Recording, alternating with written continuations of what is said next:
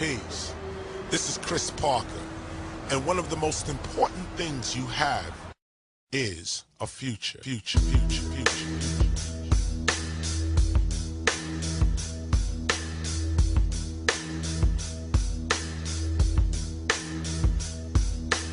No matter what your situation is like right now, you can always turn your future into whatever you decide it is going to be.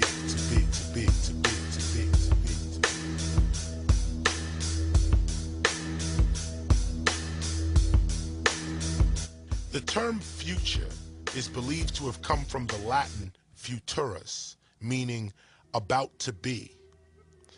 Traditionally, the term future describes events not yet in the present.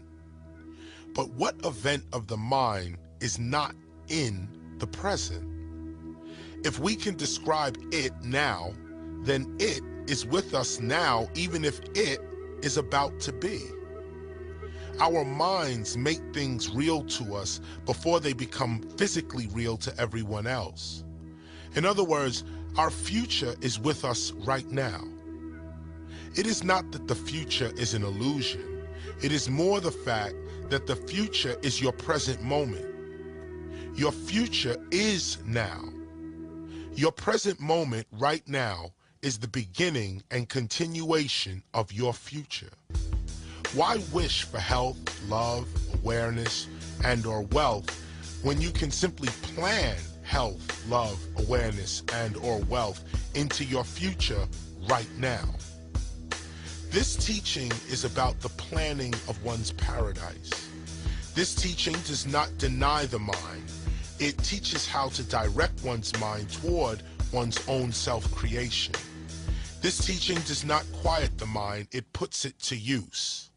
Make no mistake here, this CD series is about the power of future.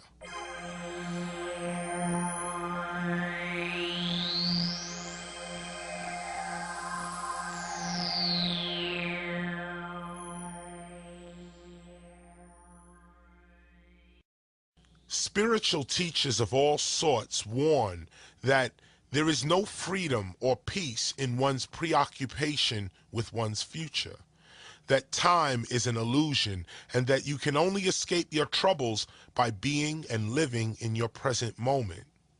And I believe this is true. But I also know that as you attempt to actually walk and live such a practice, you find out rather quickly that such a life requires some preparation to achieve. If you must adjust your life to live in the now, then even your adjustment is futuristic in reality. It still must be planned for. This teaching is about self-creation. This teaching is for those who are seeking to jumpstart their lives.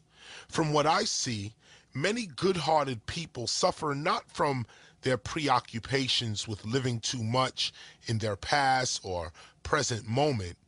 They suffer more from not being able to see their futures. Others desire to change their futures but feel trapped in their own no way out or it's bound to happen mentalities. People seem to suffer because they lack vision. And this is what causes and aids in their continuous feeling of despair. This is what causes the fear and the doubt that eventually leads to depression and/or anxiety. It's not that people regret their past or are anxious about their futures. It is even more the fact that many people don't even think that they can make a difference anymore.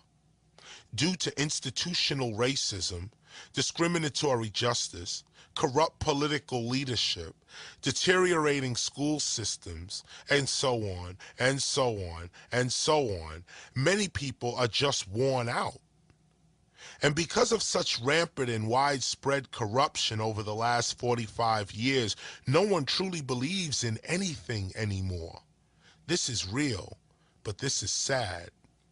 Without a sense of belief in something, there really is no future. We fail to see our own tomorrow, and if we cannot see our own tomorrow, we will fail to have one. working from day to day, from check to check, always on edge of total collapse. People of all backgrounds are losing hope. They cannot predict their futures. This is why we are producing this CD series, The Power of Future. We believe that more than ever the world is in need of vision. We must restore our sense of vision. Without a sense of vision and imagination, there is no peaceful present. There is simply nothing to look forward to, no hope. I believe that if more people focused upon their futures, meaning that they had a positive mental picture as to what was in store for them, there would be less depressed people in the world. More people would be more motivated to face their day with courage and with strength because they would have something to look forward to.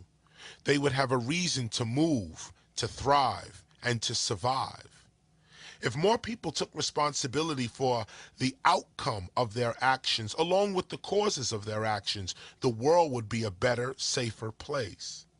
If we all committed to our future, we would all live in peace, knowing that we built the life that we wanted to live.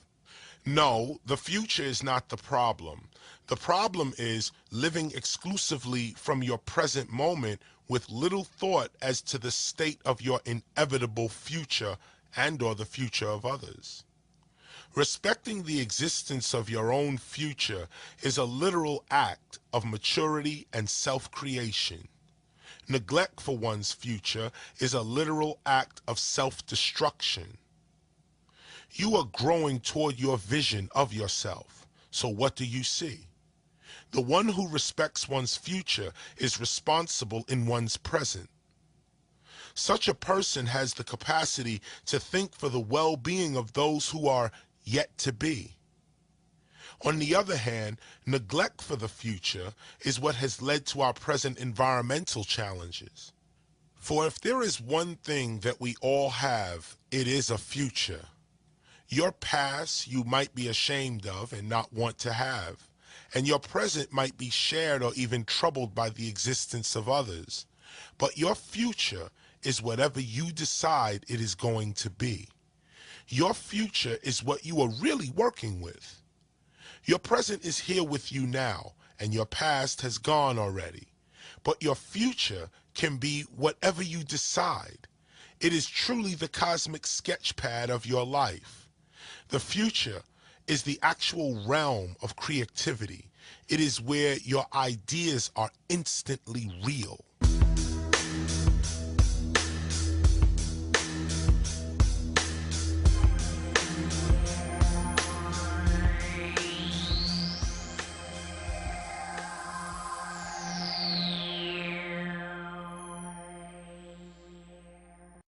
If an electrician walked into a room with a person untrained and unskilled in electronics, it is safe to say that the electrician and the unskilled individual would view the room in two different ways. The electrician would walk into the room and see things that the untrained, unskilled individual would not. It's the same room, but the electrician sees the room in one way and the untrained individual sees the room in another way. It is just that the electrician has a certain knowledge that gives her the ability to see the room in a different way, even in a more expanded way. The electrician, just by glancing at the room, would habitually take special notice to the room's electrical outlets, lighting fixtures, wires, etc. The electrician would see certain things about the room that the untrained individual simply could not. It is not that the electrician is a better person or even a more intelligent person than the untrained individual. It is simply a matter of awareness. Because of a certain knowledge, the electrician has access to a different sight, a broader view. Even deeper, we can see how the one room changes several times according to the observer's knowledge or awareness of that room. The electrician sees one kind of room, and the untrained individual sees another kind of room. But in reality, there is only one room. The room can change again if a professional painter accompanied the untrained individual and the electrician into the same room. The painter's knowledge of paint and wall textures would reveal an entirely different room to the painter than the electrician and the untrained individual might be capable of seeing. Because of their levels of awareness, the painter, the electrician, and the untrained individual, they would all see the same room in three different ways, and each view of the room would be correct and true for each viewer. The room would change a fourth time if the painter, the electrician, and the untrained individual were then accompanied by a professional plumber. The point is that your perception of your environment is created by the amount of knowledge that you have. Your reality is based upon your awareness, which comes by way of knowledge and or inspiration.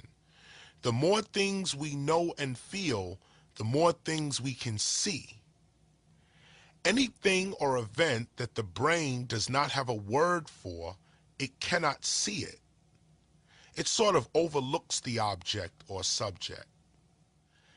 Everything that our eyes sense must be pictorially identified in our minds in order for us to actually see it. In fact, you don't see what you have never seen. You don't see what you don't have a previous reference for. Things are going on all around you right now, but because such happenings exist outside of your vocabulary, you sort of overlook them. You don't see them, nor do they actually affect you consciously. The question is, what do you see? Or rather, what are you trained to see? What are you aware of? How many words do you know? In other words, what are you capable of seeing? A limited vocabulary produces a limited vision of oneself and one's environment.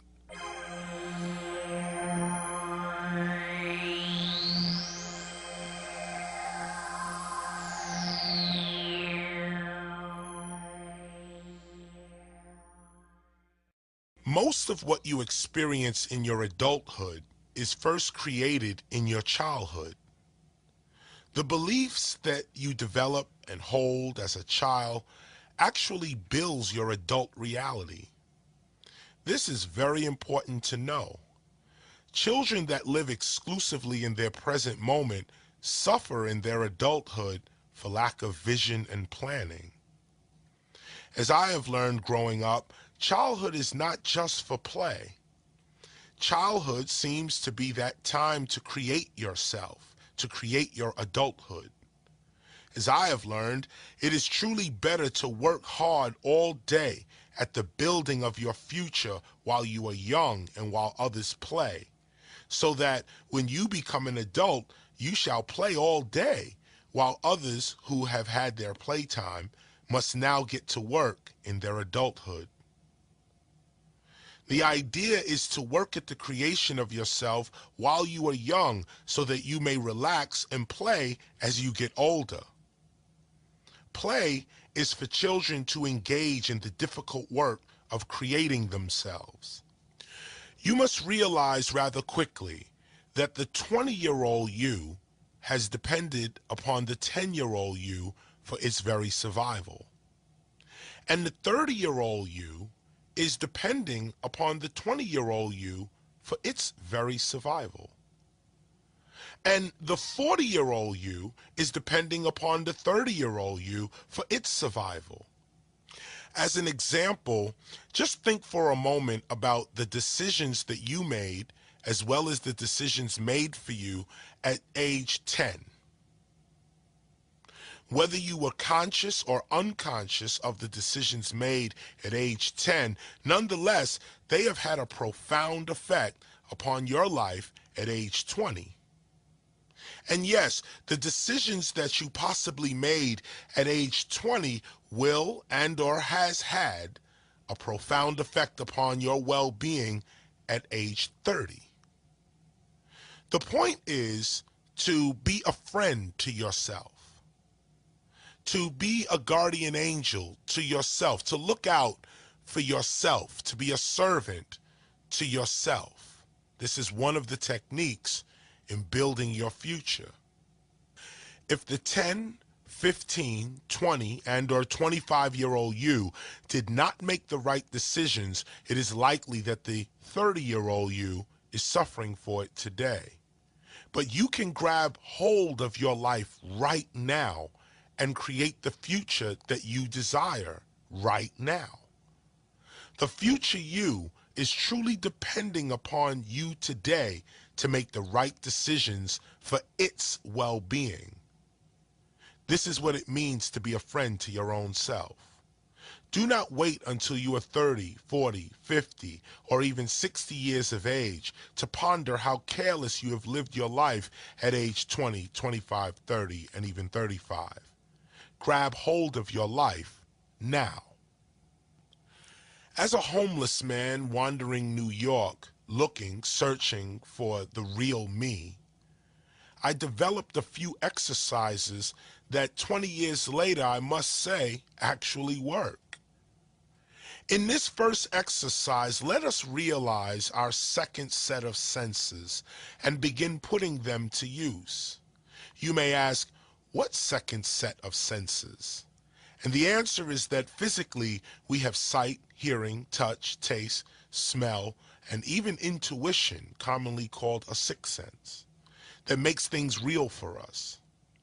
However, the sight that sees your dreams and your memories, and the hearing that does not come by way of the ear, the sounds that come with seeing and hearing your future, these are part of your second set of senses.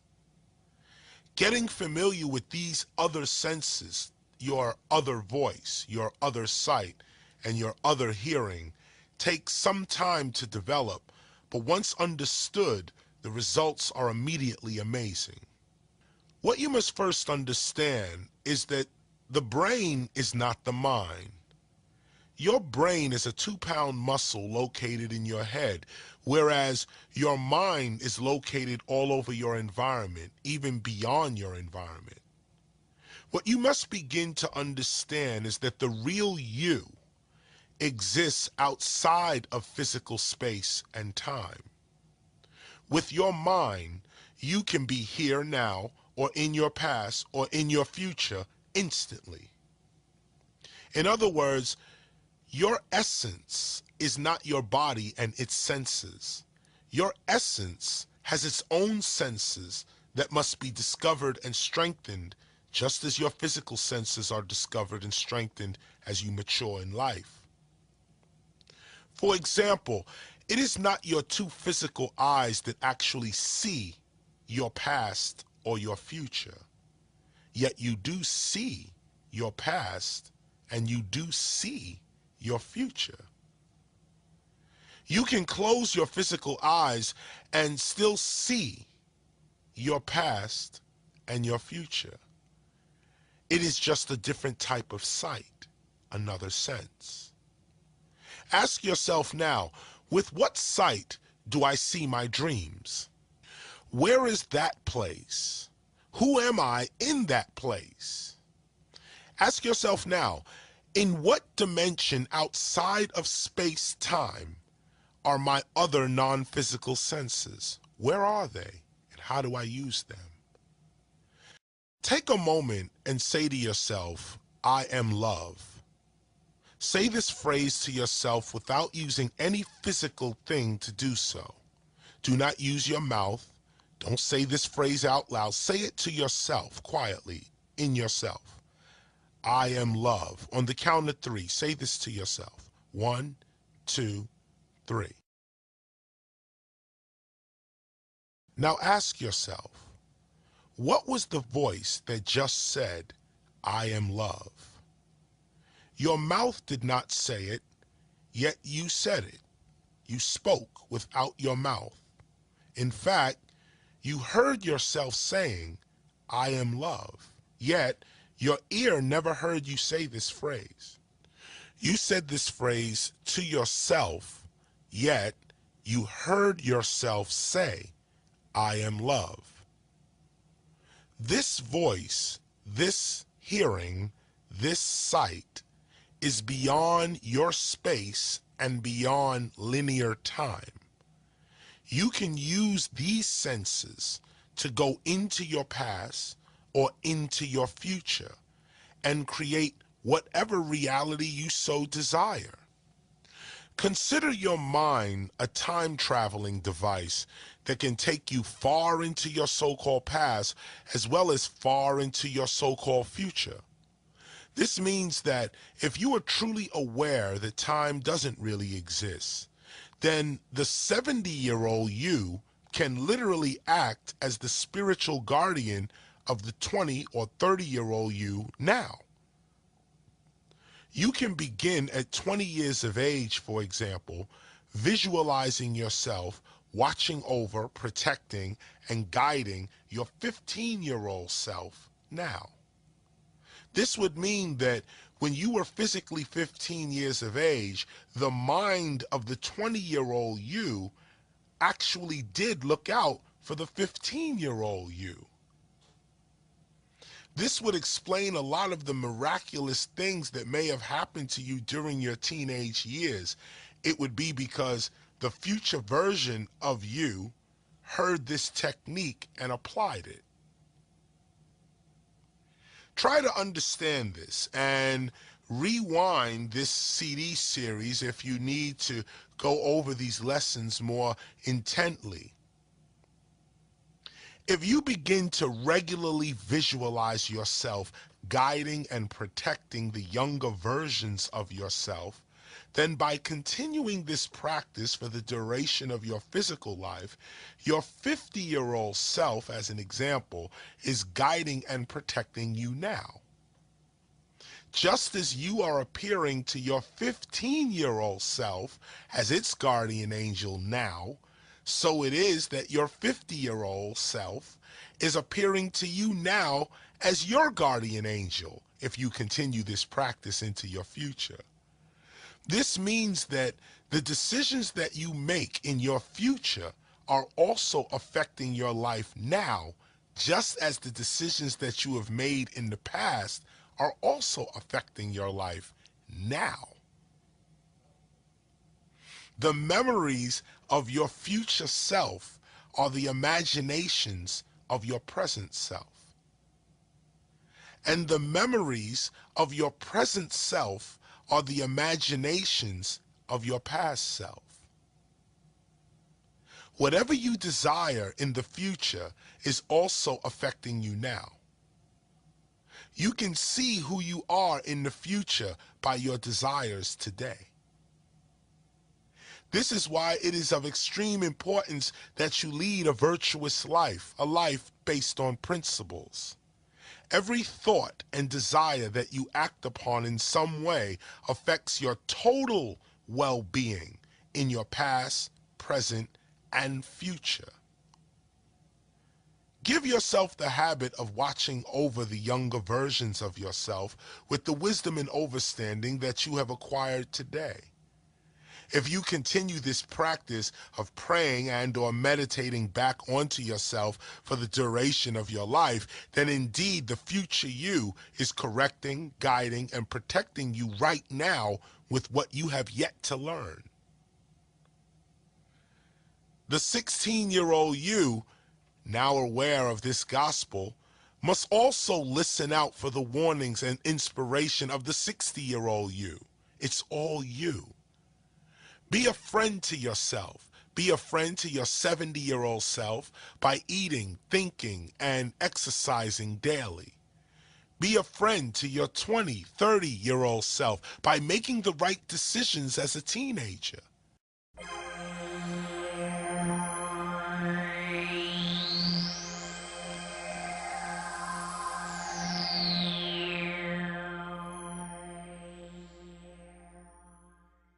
Let Let us sit upright in a comfortable chair, or we can lay flat on our backs and take a couple of deep breaths.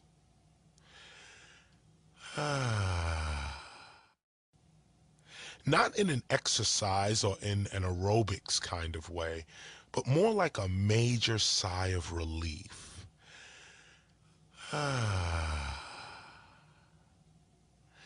As you let out your sigh, give your body a good stretch, and then let your body go limp. And allow your mind to adopt an I don't care attitude.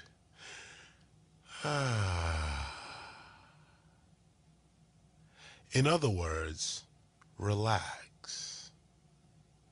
Detach yourself from the world and everyone in it.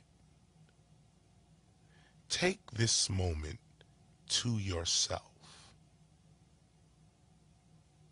Try to feel this for a little while.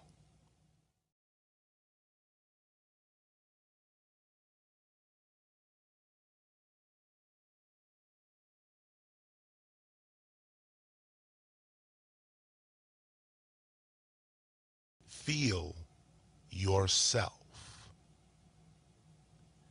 Be only yourself. Be aware of yourself.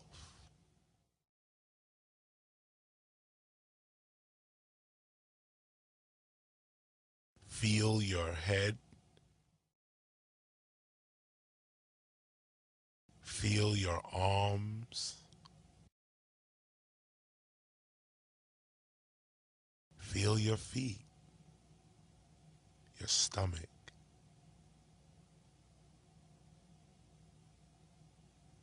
Be aware that you are not the body. You are the conscious light within it. Go now back to your past. See yourself. Go back to a historical moment in your past and see yourself.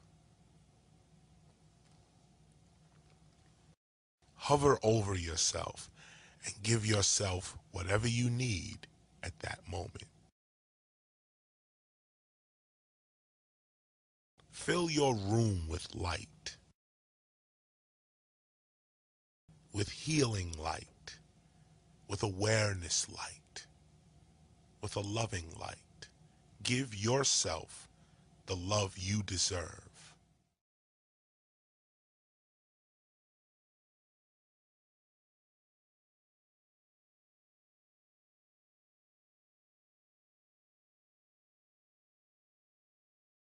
Be you. Do not hide from your true nature. Feel the real you.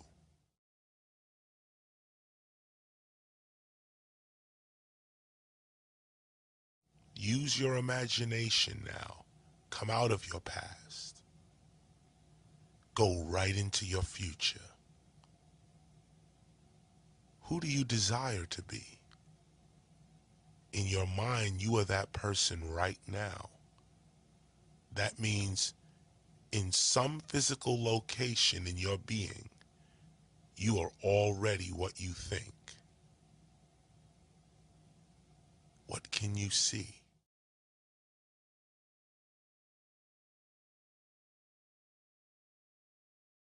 Take this moment to actually see yourself. See what you desire for yourself. Your future is with you right now. What you think will come to pass.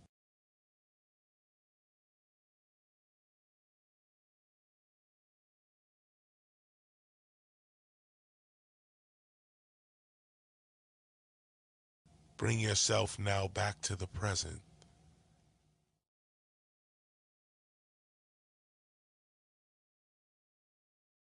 Be here now in the present.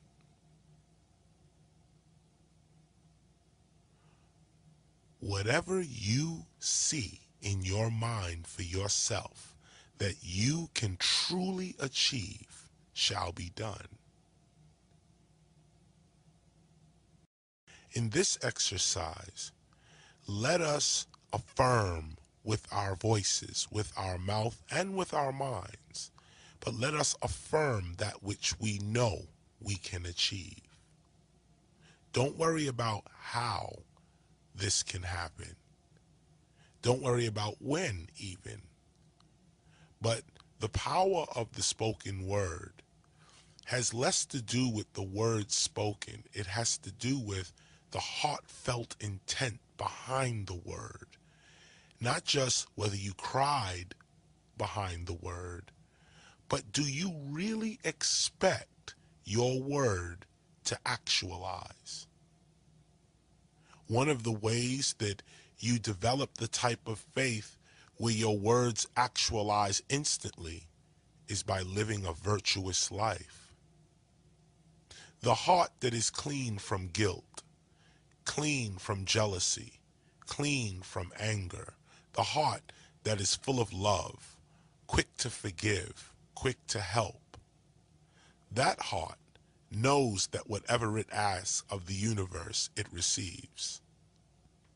You may not feel it for yourself, or maybe you are just coming into consciousness about yourself, but you are the one that people look to for help, for advice, and for leadership. This CD could not be in your existence if this is not the truth. What am I saying today? I'm saying choose your words wisely. In your speech, use the words that the future you would use. Pull out 5 new vocabulary words and know them within a month, and use them within your regular vocabulary. Why don't you pull out an outfit as well? Maybe set aside 2 outfits that only the future you wears. Don't mix these outfits up with anything else.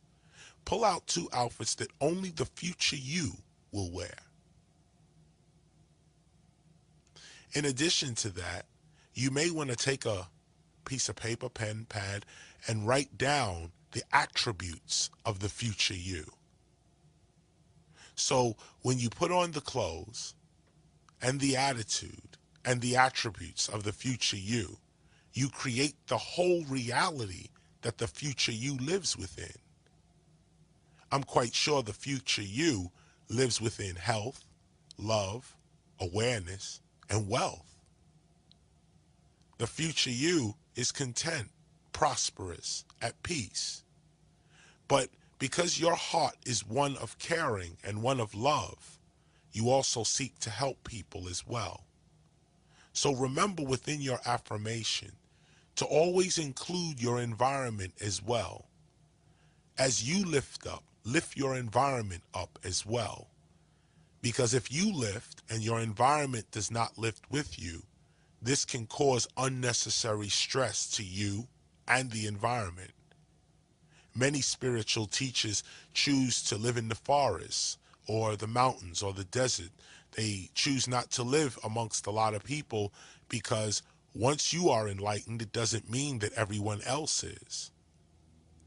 But this particular CD series speaks to those who seek enlightenment in the cities, in urban areas, those who live the reality of everyday city life. You can change your reality right now with the proper use of your future.